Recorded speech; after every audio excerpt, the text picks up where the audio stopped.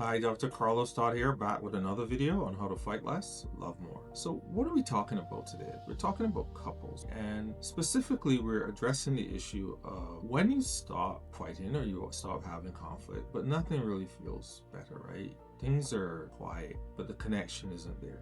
What do you do in that situation? Some couples think that if they just stop the fighting, things are going to improve. But sometimes it's actually making things worse. And really having a good understanding of how to navigate in and around these conflicts, I think it does matter. I see couples all the time who may not be having these kind of huge conflicts, but they don't feel connected.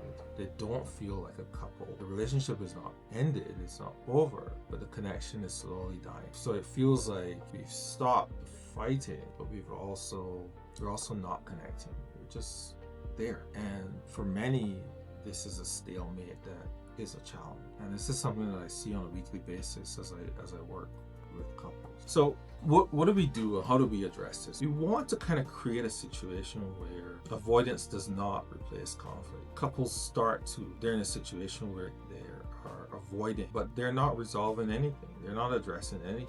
The emotional distance grows, they talk less and less, and there's less connection over time, and that in itself creates somewhat of a struggle. Why does this feel confusing? It's peaceful, but it's disconnected. One of the things I want you to think about is that when you are in a situation where there's conflict, the goal is really not necessarily to stop the conflict. The goal is to stop gridlock. And gridlock occurs when she's saying, you don't care about me, and you say, I do care, and she says, you don't care, right? And he says, how do you care? You don't cook me breakfast, you don't do X, Y, Z, all you care about are these kids, all you care about is that job, and nobody's really listening to one another. And I tell couples all the time that the goal really is to begin to understand or begin to see that there's, in every conversation, every interaction, there's text and there's subtext. When one person says, you just care about these kids, they're saying effectively, please care about me, please understand me. But if you respond with, I do care about the kids, I don't know what's wrong with you, then you get this kind of attack defend thing going on. And so in my opinion, there's no other path towards growth and really making things better unless you're able to learn the skills around being simply curious,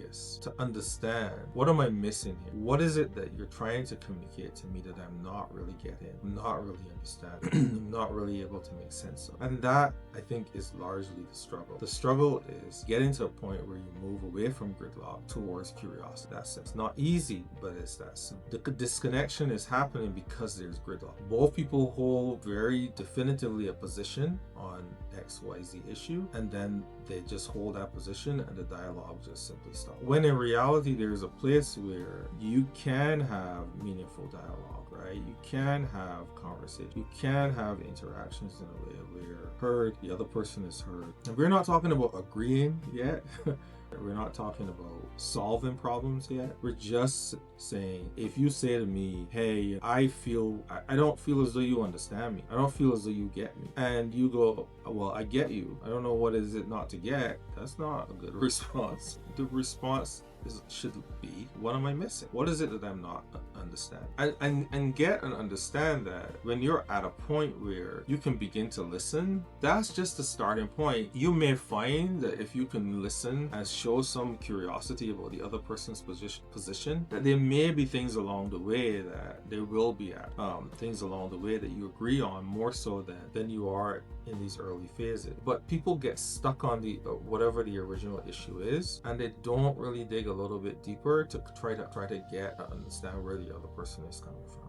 Right? They don't see that. They see that initial disagreement. I want sex 4 times a week and he or she doesn't, right? And they see that as the end all and be all. But there might be other things that one is not considering that is really kind of driving why she feels the way that she does or why he feels the way that he does. And people are not necessarily responding on the issue. They're not an antagonist or given an opposing view only on the issue. They're given an opposing view because it does not feel safe to have a discussion with. So your brain gets locked into this place where I don't trust him or her, and so your brain actually denies you option. It doesn't bring up, you know what, we could do this or we could do that or consider this or that. It just tells you he's the enemy, she's the enemy, and then you get stuck in the conversation. So it's important, I think, to understand that be curious. Remember to state the question, what am I missing? What is it that I'm not hearing? What is it that I'm not understanding? So that I can kind of make better sense of where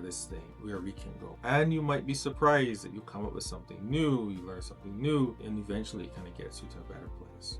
So stopping the fighting isn't necessarily the goal, even though nobody wants that, right? You don't want conflict. But there's something I think worse. You have conflict and then you have silence. Somewhere in between is the answer. Somewhere between the conflict and the silence is dialogue. And that's where we're trying to get to. We're trying to get to a place where there's dialogue. So if you want to learn more about these tools and techniques, you want to click the links below for my course on stopping the fighting and improving the communication, and my book Fight Plan. So click the links below for my book Fight Plan, and it includes some interactive exercises that you and your partner can do, and also our online course on how to stop the fighting and improve the communication.